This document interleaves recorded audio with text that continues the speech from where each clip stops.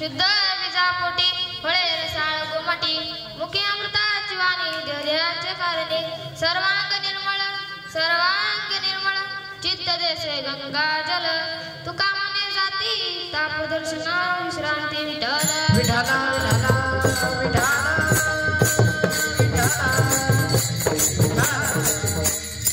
महायोग पीठे तटे भीमरत्यम वरम कुंडलिकाय धातुर्मूर्ध्रे समागत्य तिष्ठम तमानंद कंदम परब्रह्म लिंगम भजे पांडुरंग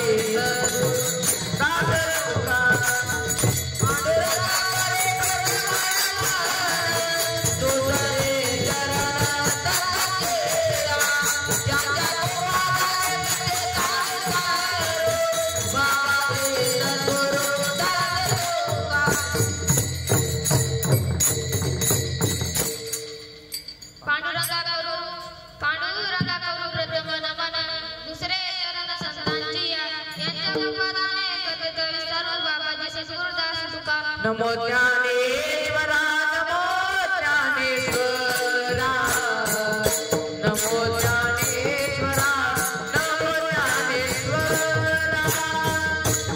नमो ज्ञानेश्वरा नमो ज्ञानेश्वरा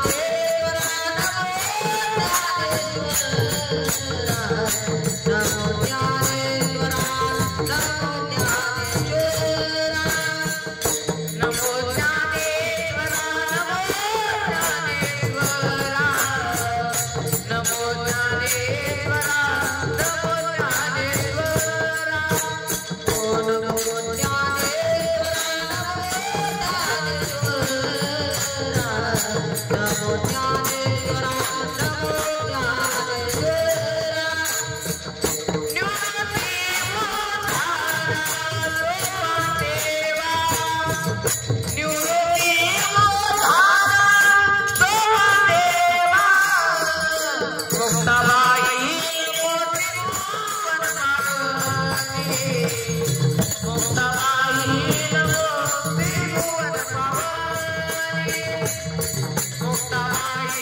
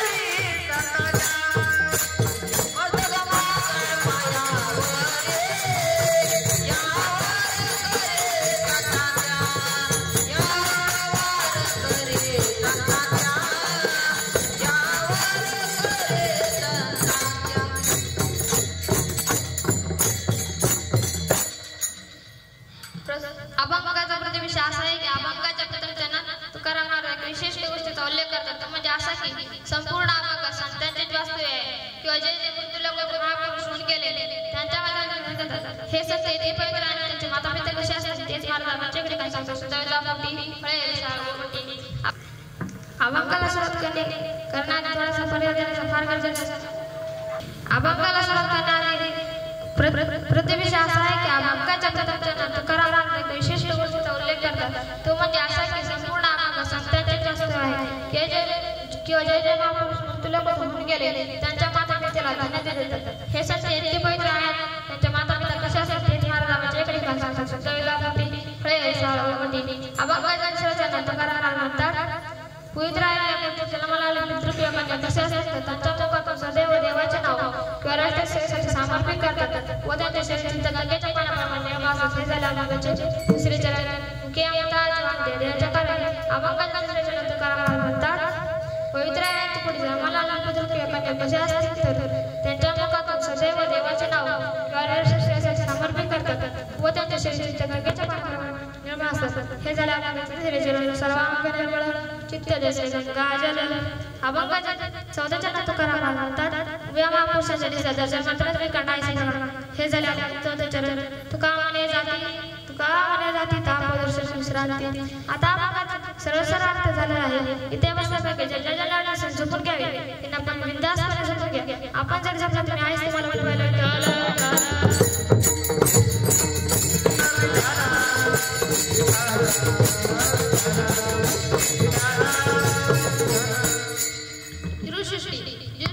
जीवसृष्टीमध्ये शिस्तला फार महत्व आहे आणि संसार शिस्तला फार महत्व आहे. मनुष्याचे मन शुद्ध पाहिजे. करुण्या शुद्ध मनना नारायण स्मरावा. जे अन्न आपण सेवन करतात ते अन्न शुद्ध पाहिजे. अन्नाच्या प्रकार गीतेत 3 प्रकार सांगितले आहेत. पहिला प्रकार फलाहार दूध तूप शाकाहार या 7 कार म्हणतात. दुसरा प्रकार सडलेले शिळे करपलेले पदार्थ या सणाचे सण म्हणतात. तिसरा प्रकार तळलेले पदार्थ तिखट जास्त या तामसार म्हणतात. मी काय सांगू तुम्हाला अंशुदेता विठ्ठल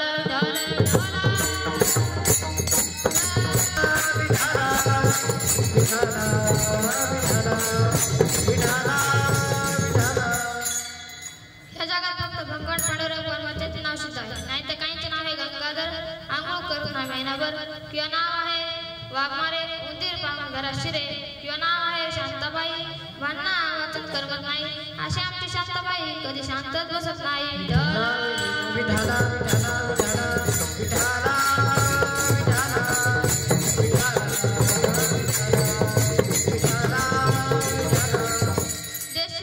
जिथे संतांनी असते जिथे मूल्य जुगार मटका खेळत नाही तिथे तालुका शुद्ध आहे. पवित्र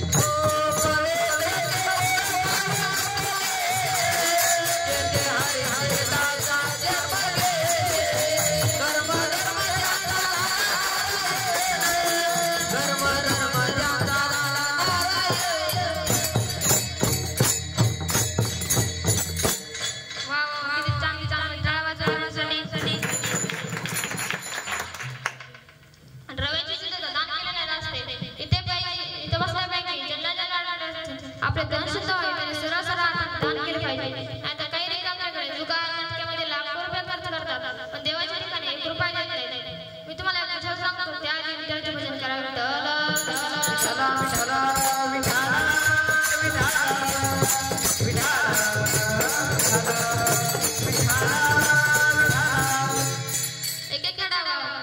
एकेकडे गावात एक श्रीमंत माणसाचा होता आणि तो फारच कंजूस होता. आमच्यासारख्या महाराजांनी सांगितले तू सत्यनारायणची पूजा कर. त्यांनी सत्यनारायणची पूजा करायची ठरवली. ब्राह्मण बुवा आले. ब्राह्मण बुवा म्हणाले, तात्या पूजेत एक नारळ घेऊन पडले. तो तात्या म्हणाला, तात्या मला उगेच मनातून म्हणला. आता हे तर एवढा मोठा लालची होता. तो म्हणला, अरे बापरे उगेच इतके खर्चात पडलो. नवीला जाणे भाजीच्या दुकानात जातो, म्हणतो किती नारळ? तो म्हणतो 20 रुपयाला. तात्या म्हणतो काही कमी नाही का, लयच महाग झालं. तात्या म्हणतो तुम्हाला कोण पाहिजे असेल, आपल्या दुकानात तुम्हाला कोण पाहिजे असेल, तुम्हाला नाशिकला जायला. तात्या म्हणतो मी नाशिकला जाईल पण तुला 20 रुपये देणार नाही. तात्या आला नाशिकला आल्यानंतर जातो एका दुकानात, म्हणतो किती नारळ?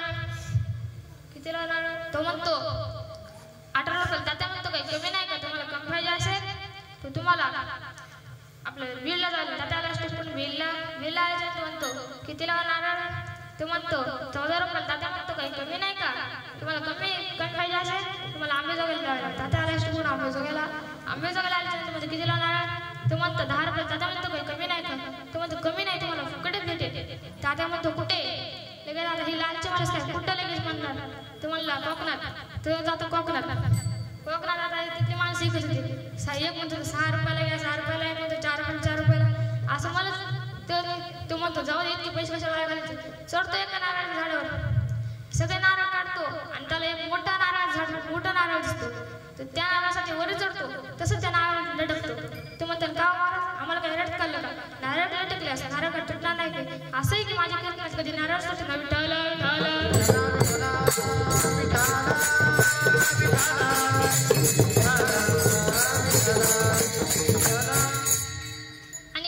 तिथे एक उंटवाले बाबा जायचे. उंटवाले बाबाला म्हणतो अहो उंटवाले बाबा, उंटवाले मला खाली उतरतात का? तो म्हणतो मला काय द्यायची? 5000 रुपये देतो. 5000 रुपये द्यायचे का? तो म्हणतो अरे पैसा मला तिथे अडकलं ना. तो म्हणतो नाही जमणार जायला. थोडं म्हणतो अहो नका जाऊ, देतो तुम्हाला 5000 रुपये. तो लावतो आपला उंट खाली. आता पाया हाता पुरा ना. तर तो म्हणतो तात्या तुमचं पाय माझ्या हाताला काही गेला. तो म्हणतो अहो मी तुम्हाला 5000 रुपये देणार आहे ना, तुम्ही अशी उडी मारा माझ्या पाय हाताला. त्यांनी पण अशी उडी मारतात की हाता पायला येते. पण कसं अहो खाली काय उंट त्याला पण जीव आहे. खाली काय गाडी आहे का? ब्रेक दाबल्यावर निघाली नाही. ती निघाला आपल्या रस्त्याने दोघं एका पाठीला नारळ. तर उंटवाले बाबा म्हणतात अरे बाबा आधी कशाला अडकलास?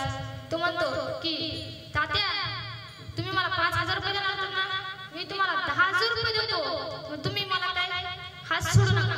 तर तात्या आता लालच्या तो म्हणतो अरे बापरे 10,000 भेटी किती लागते? सहज ना असा हात करतो. दोघं एका मागे अडकतात. तात्या म्हणतो आसमान से गिरे और खजूर में अटके.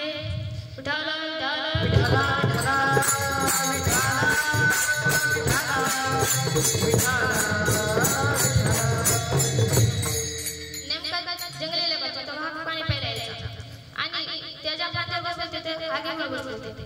तात्या म्हणतो खाली गेलो तो वाघोबा, मधा नागोबा आणि वरी गेलो तो आगोबा.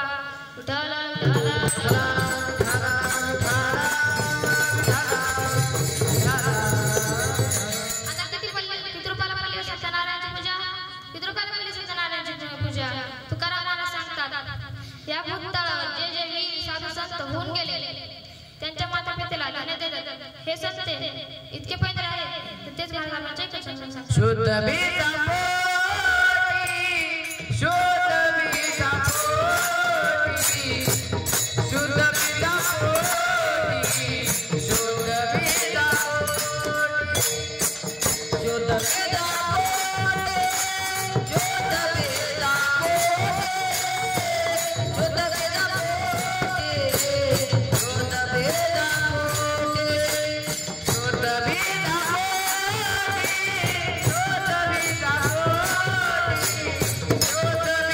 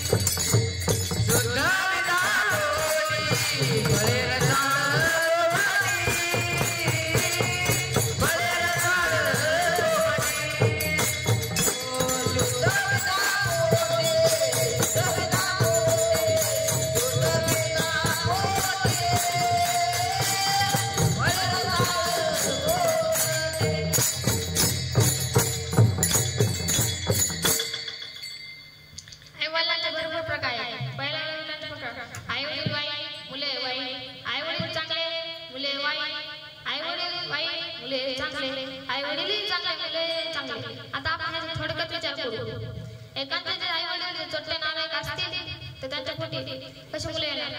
उन्हाळ्याच्या दिवशी चालू होते. मी तुम्हाला एवढं सांगतो, उन्हाळ्याच्या दिवशी चालू होते. एक मुलगा आंबे तोडू लागला. तेव्हा त्याला लांबूनच एक शेतकरी बघतो. आता दुसऱ्या जायचं कसं शेत त्याचं नाही, पण दुसऱ्या जायचं कसं मग बोलायचं आपल्या सवय लागली. तू जातो म्हणतो हे चलते बाबा म्हणलो. तिसऱ्या वेळेस मी टाकला. तू म्हणतो अरे जास्त कटकट करू नको ना, मी ज्या खांद्यावर आहे ना त्याच्यावरच्या खांद्यावर माझा बापच आहे. बाप जैसा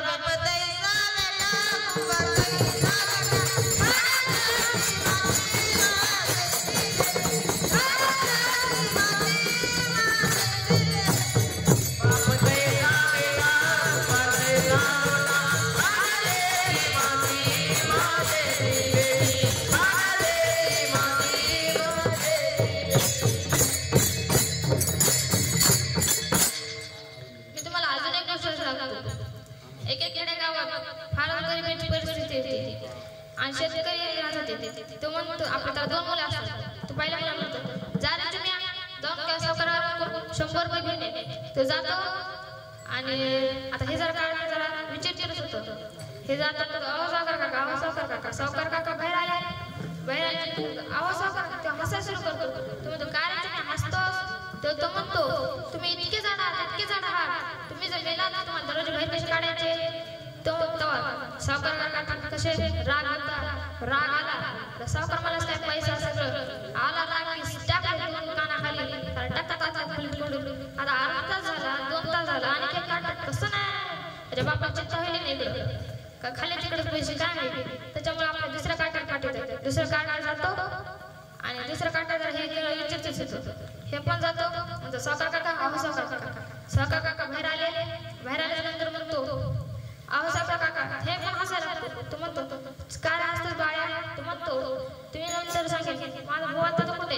तो म्हणतो तुझा भाऊ म्हणतो तुम्ही मला तुम्हाला दररोज बाहेर कसे काढा. तर भाऊ पण म्हणतो सोपं आहे ना, तुमचे बारे तुकडे करायचे तुम्हाला दररोज बाहेर काढायचे. आता तेव्हा तो सावकार काका आणि काय लागतात त्याच्या 2 कानाखाली घालतात. आणि आता अर्धा तास झाला, 2 तास झाला. आता हे बापाला पण चिंता लागली आणि 2 काटे कसे नाहीत आले. त्याच्यामुळे आपलं स्वतः बापच जातो. बाप म्हणतो अहो सावकार काका, अहो सावकार काका बाहेर आले म्हणले. आता हे शेतकरी पण हसायला लागला. तो म्हणतो काय रे बाळा बाप हसतोस. तो म्हणतो की मी तुम्हाला नंतर सांगेन माझी 2 मुलांना ते कुठे. तुझा पहिला मुलगा म्हणतो अरे तुझा पहिला मुलगा म्हणतो की तुम्ही जर मेला तर तुम्हाला दररोज बाहेर कसे काढायचे. आणि तुझा दुसरा मुलगा म्हणतो की सोपं आहे तुमचे बारे तुकडे काढायचे तुम्हाला दररोज बाहेर काढायचे. तेव्हा तो म्हणतो आता हे नालायक ह्याला काय कळत नाही. सोपे आहे तुमच्या 2 छटा घराकडे आणायचं, तुमच्या घरावर टाकायचं. तुमच्या घरासमोर तुम्हाला स्वाहा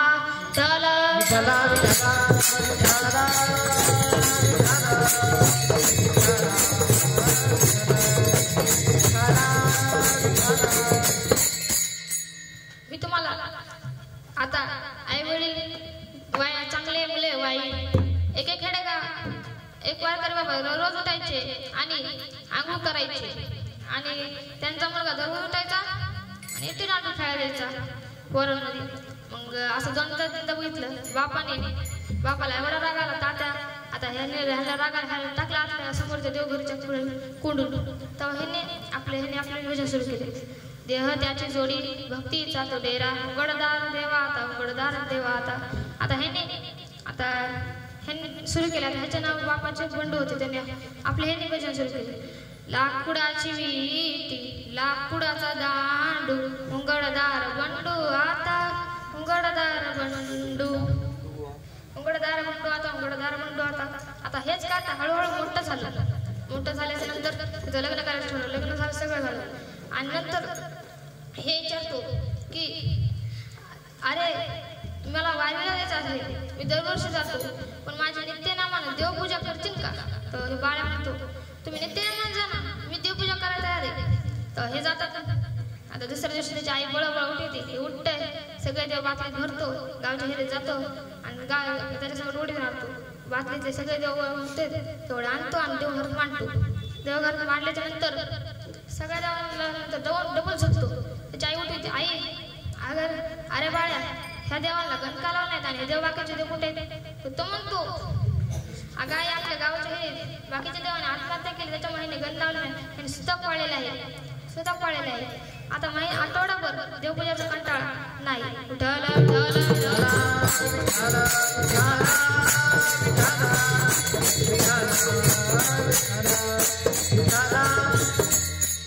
आता तिसरा आई वडील वाईट मुले चांगले. हिरण्यकश्यप माहितीच असेल किती वाईट होता, पण त्याच्या पोटी जन्माला महान भक्त प्रल्हाद जन्माला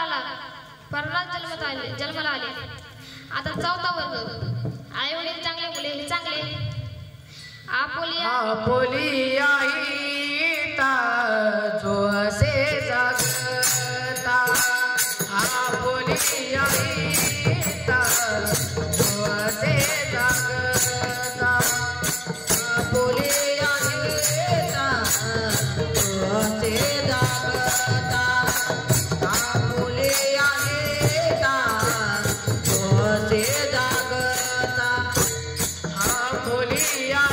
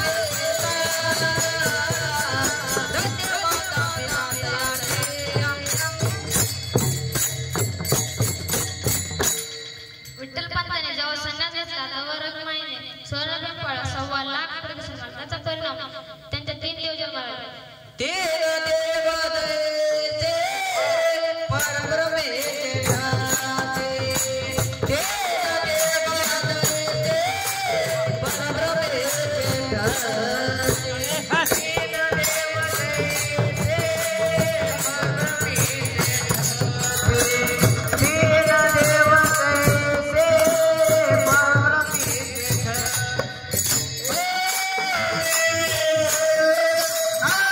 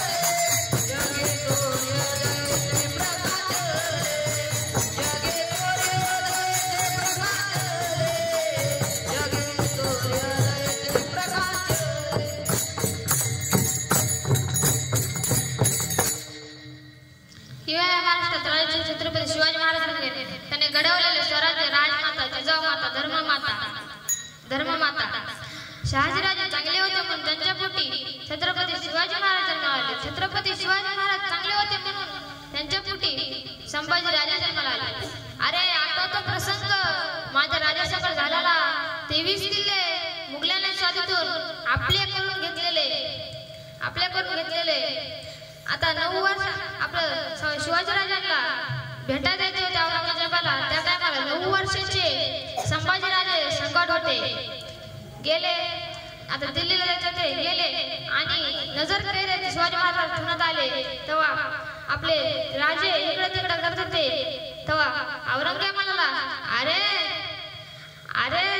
संभाजीराजे आप तो अच्छे खेलने खेलने से जानते हो तो फिर खेलते की नाही. म्हणजे तुम्ही चांगल्या प्रकारे मल्लयुद्ध खेळणं जाणतात पण तुम्ही खेळत का नाही.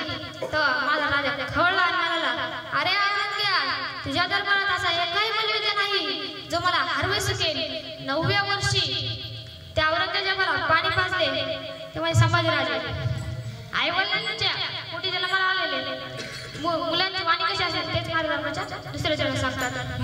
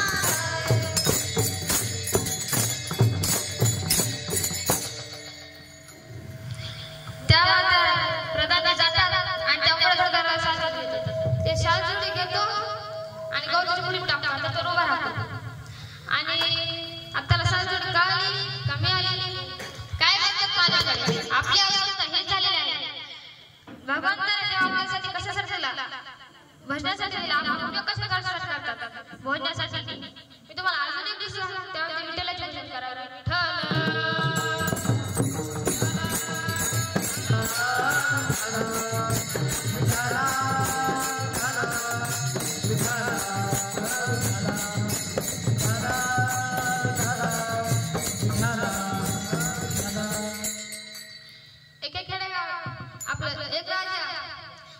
एक राजाचे पोट दुखू लागले तर त्यांनी सांगितले प्रधानने सांगितले जावा आणि वैद्याला बोलवणार वैद्याला बोलवून आणले आणि वैद्य म्हणाले जे तुम्हाला तुमचं पोट दुखत कमी होईल ते जिवंत कवळा लागला तेव्हा जाता सैनिक आणि वर्गत एक अंगा सहजतेने टाळी वाजवून त्याच्या हातात कावळा सापडतो तर हे सगळं सेवक म्हणतात अहो आपली शाळा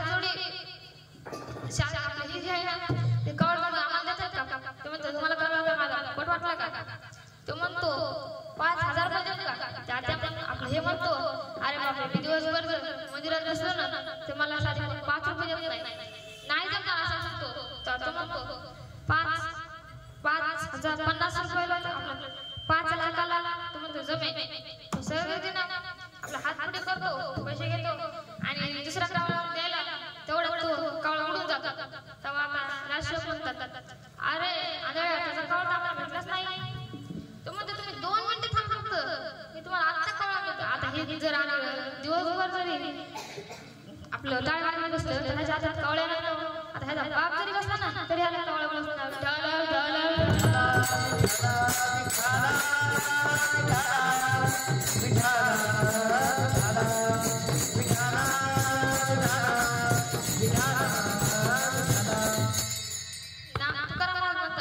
नामदेव महाराजांचे कीर्तन आपल्या चालवती मंदिरात त्या टायमाला तिथल्या ब्राह्मण मंडळी म्हणतात अहो नामदेव महाराज तुम्ही मंदिराच्या मागे जाऊन कीर्तन करा तेव्हा त्यांची आज्ञा पाळली आणि नामदेव महाराजांनी मंदिराच्या मागे जाऊन कीर्तन चालू केले तेव्हा चमत्कार असा झाला की मंदिर फिरलं तेव्हा तिथला एक ब्राह्मण मंडळ येतो म्हणतो अहो तुम्हाला सांगितलं नामदेव महाराज मंदिराच्या मागे जावा तर तो नामदेव महाराज म्हणतात अहो मी मंदिराच्या मागच आहे माझं पोट तास असेल ना तर माझ्या साक्षीला तो नंदीच आहे नंदी आहे फिरविले देऊळ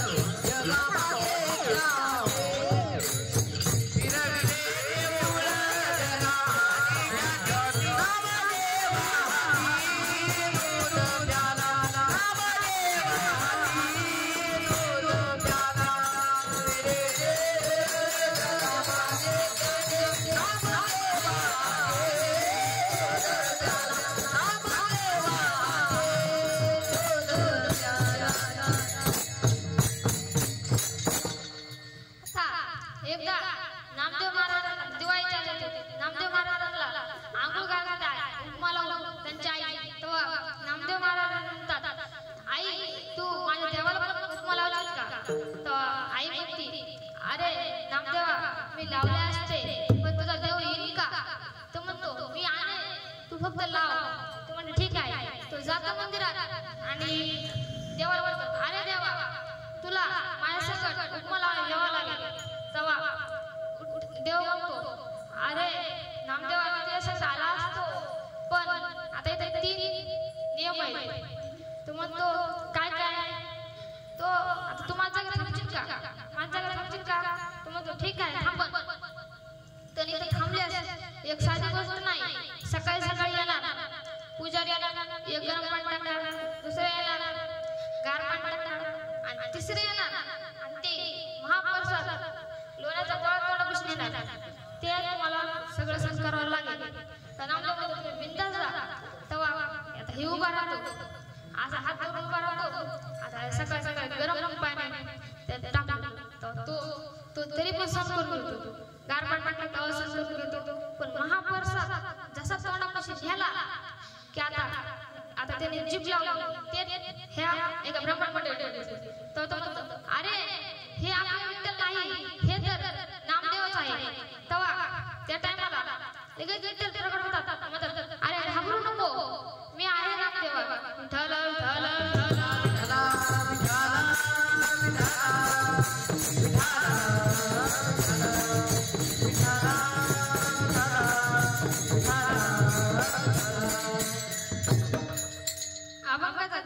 आता तिसरा चरण तुकाराम महाराज सांगतात.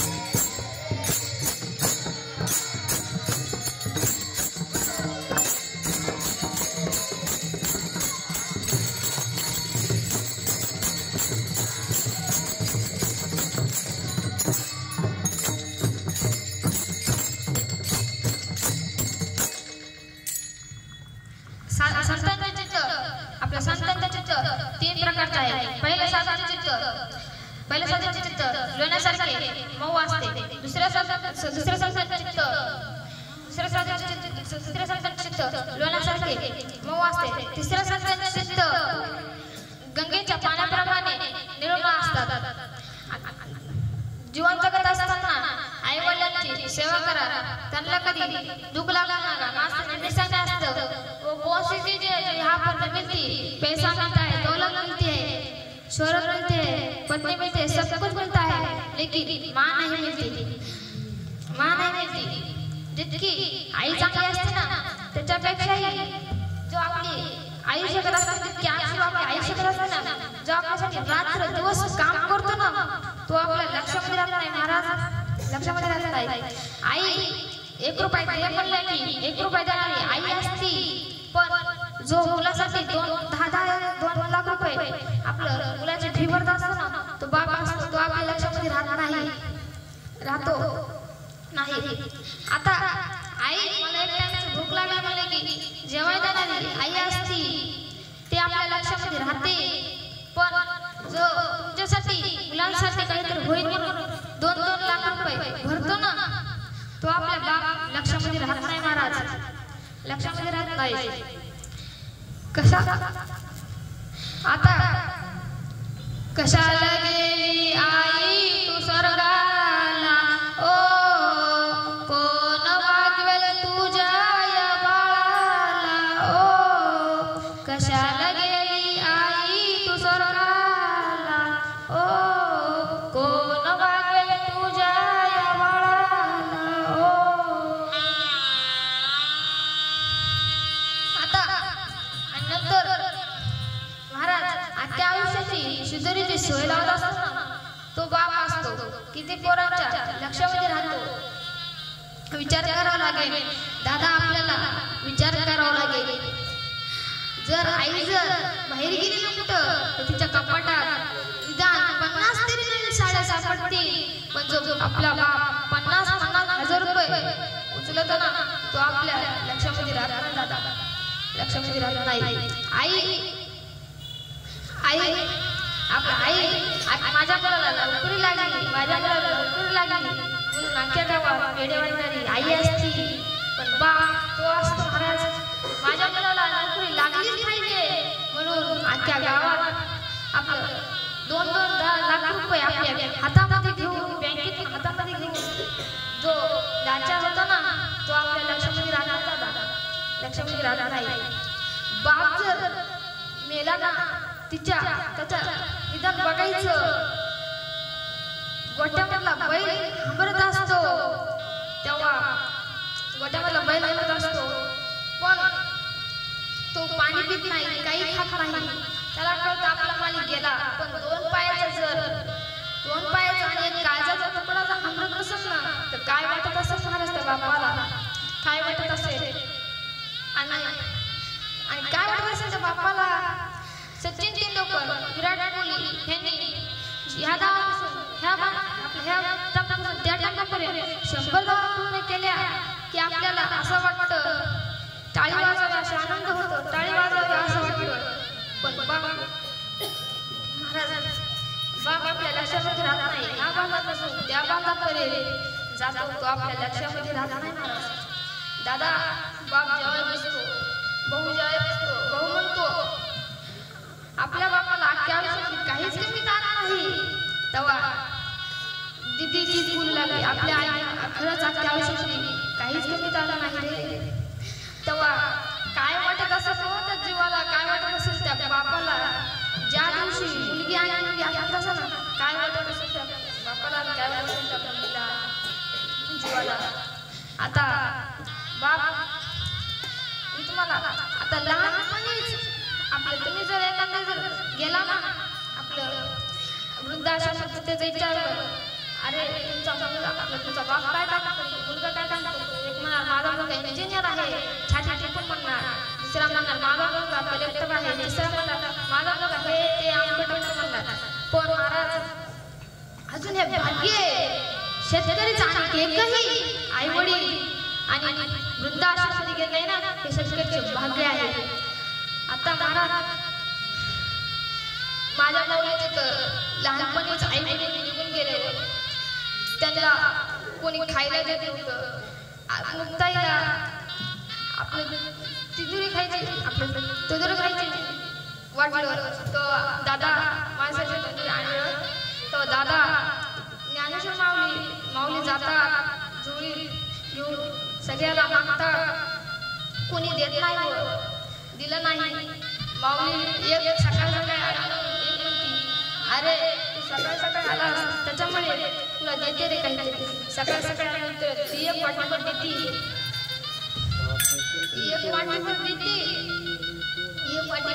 तेव्हा ती आई माऊली घेतात घडलेल्या त्याचा नवरा बघतो तिनं माझ्या आपल्या माऊलीला कसं काय दिलं त्यांच्या अंगावर चिखला हाणतात दगडा हाणतात ती झोळी फाडून टाकतात माऊली रडत घरात येतात आणि ताटा पण लावून बसतात तुम्ही म्हणता माऊली ताटा का लावून बसत होते माऊली काय राहण्यासाठी ताटा लावून होती बसत कशासाठी बसत होते ताटा लावून कशासाठी बसत होते अहो अभंग लिहून घ्यायचा होता आपल्या ताट्याचे अभंग जणा नाही पण लिहून घ्यायचे होते ना त्याच्यामुळे आपलं ताटा लावून बसायचे एकनाथ महाराजांनी म्हणतो त्यांनी महाराष्ट्र सनात करून टाकले म्हणतो त्यांनी महाराष्ट्र सनात करून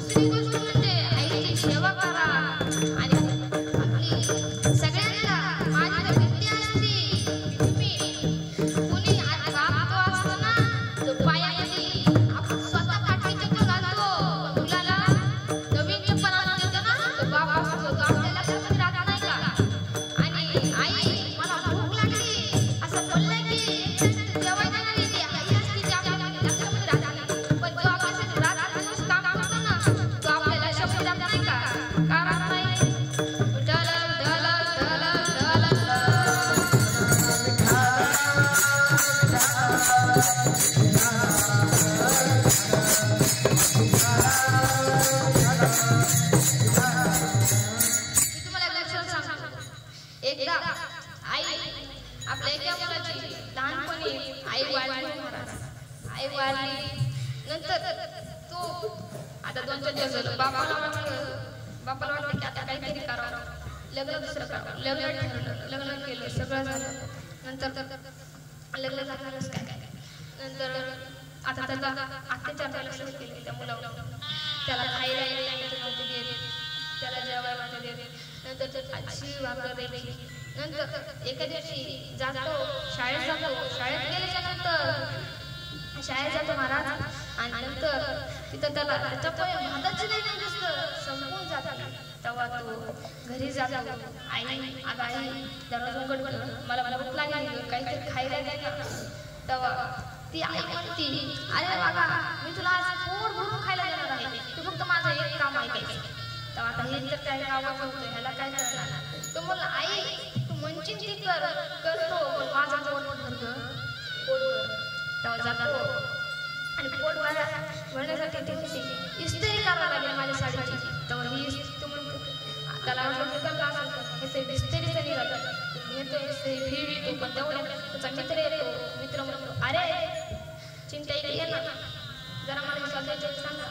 तर मिनटं जातात सध्याच्या वेळी त्याच्यात मिनटं जातात महाराज. मिनटं जातात पण परत महाराज ती वास म्हणजे ती जळते ना साडी, सगळा वास तिच्या रूमपर्यंत जातो. तेव्हा आई वास म्हणती. तेव्हा ही लवकर जातो आणि इस्त्रीतून बाजार ठरवतो आता ह्याला काय कळायला. नंतर त्याची आई येते आणि म्हणती अरे चुन्या तू माझी साडी झालीस ना, थांब तुला दाखवते. तिला खाली वागविती ही घेते इस्त्री घेते तिच्या पाठीवर त्याच्या ठुकी महाराज. तिच्या पाठीवर ठुकी. तेव्हा त्याला किती आनंद होतो. त्याला किती रडतो असा रडतो आणि बाजूच्या जाऊन त्याच्या आईचा फोटो घेतो आणि बघतो. फोटो बघितल्याच्या नंतर तो रडतो. तेव्हा त्याचे बाबा येतात. बाबा म्हणतात अरे इकडे. तेव्हा चिमण्या म्हणतो आता बाबा पण हाणणार मला, आता बाबा पण मला हाणणार. तेव्हा जातो म्हणतो बाबा अहो बाबा तुम्ही मला काहीतरी सांगा. बाबा म्हणतात अरे तुला तुझी पहिली आई आवडते का आताची. तू म्हणतो मला आताची आई आवडती कारण की पहिली आई मला शिळं खायला द्यायची, शिळं सगळं द्यायची, मला कधी चटका द्यायची. आताची आई माझ्यासाठी काही करती. तेव्हा बाप म्हणतो अरे तुम्ही असं का म्हणतोस रे, तुझी पहिली आई खरंच चांगली होती ना रे. तो म्हणतो अरे अहो पप्पा ही आई मला दररोज आणती, दररोज करते, त्या टायमाला मी डोळे नाही उघडले. आता तर मी येऊन विचारतात काय वाटत माझ्या जीवाला काय वाटत असं. विठाला विठाला विठाला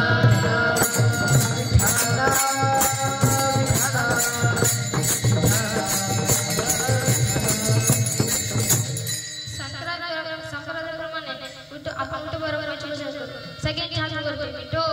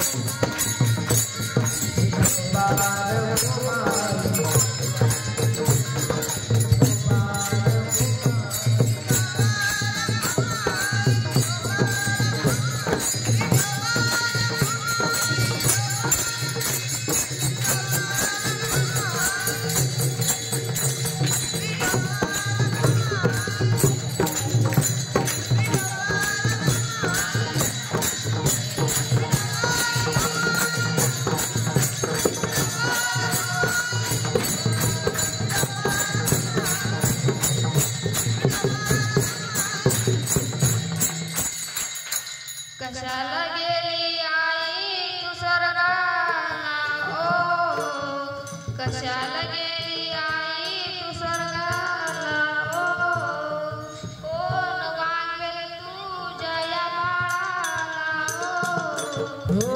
कशाला गेली आई तू स्वर्गाला हो कशाला गेली आई तू स्वर्गाला हो गेली आई तू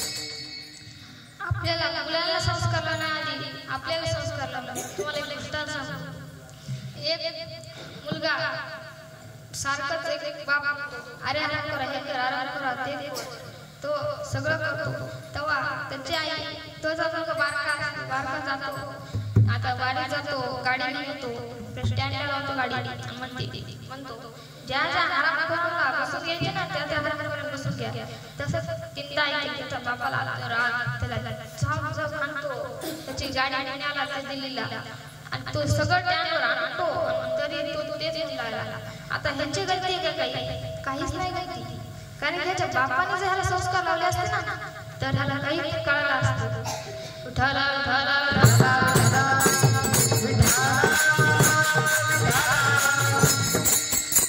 एक सावकार काका तुकाराम महाराज आपले इना घेऊन बसले होते त्या टायमाला 4 चोर येतात 4 चोर तुकाराम म्हणतात अहो तुम्ही माझ्या संग चोरी करा येतात ना तुकाराम आता तुकाराम घेऊन होते तेव्हा जातात आणि चोरी करायचं तो चोर सांगतात तुम्ही अशीच काहीतरी वस्तू आणा सगळ्यात महत्वाची असतात तो जातात आणि तिथं 5 वाजतात 4 वाजतात त्यांनी आपला तुकाराम महाराजांनी काही आणायचं सोडून काकडा सुरू करतात आणि नंतर सगळे मंडळ तिथले जागा होतात आणि इतका मोठा आवाज कुणाचा येतात त्याच्यामुळे सगळे देवघराकडे पळतात तर काय तुकाराम महाराज काकडा म्हणत होते तेव्हा सगळ्यांना आनंद झाला तुम्ही कधी आलात सगळे विचारू लागले तेव्हा त्यांनी सगळं सांगितलं तेव्हा चोर गट्टा सगळं होतं आणि नंतर विठ्ठल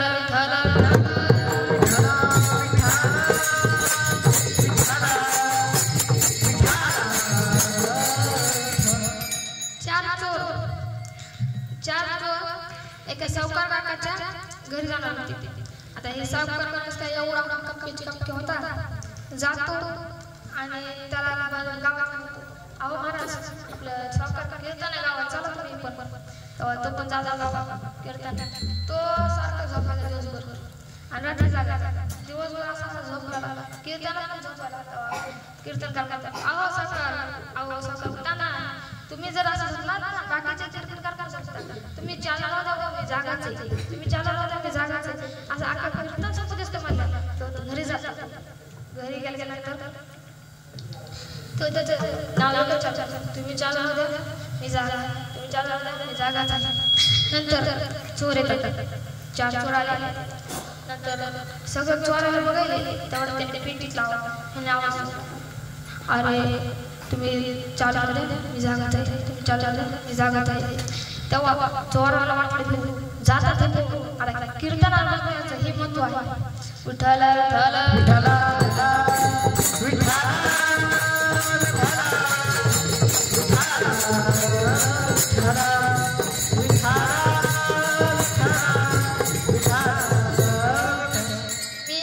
कीर्तनाला गेलो तेव्हा एक लाईट गेली तेव्हा एक मुलगा उठला मला महाराज थांबा म्हणलं काय बाबा तो मुलगा मला महाराज प्रकाश ठीक आहे. तोच मुलगा डबल उठला मला महाराज चालू करा कारण प्रकाश आला तो म्हणतो आपल्या वायरमॅनचं नाव प्रकाश आहे ना त्याच्यामुळे म्हणलं विठ्ठल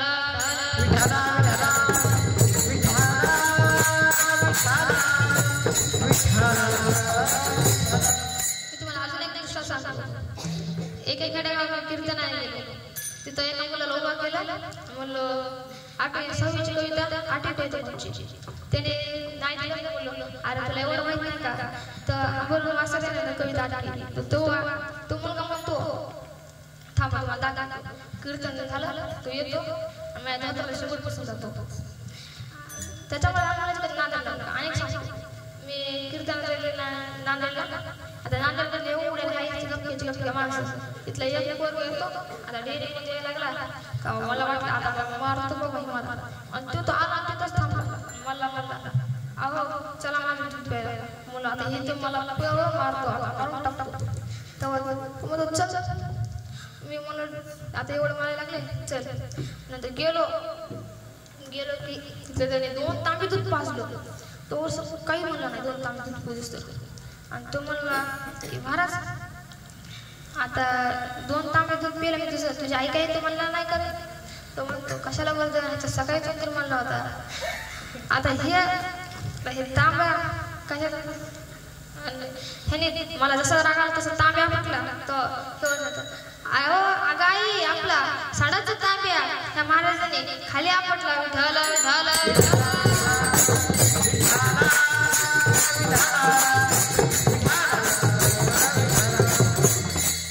झालेली सेवा माऊलींच्या चरणी व गुरुवारच्या चरणी मस्तक होतो आणि सेवेला विना पूर्ण येणार होतो ज्ञानेश्वर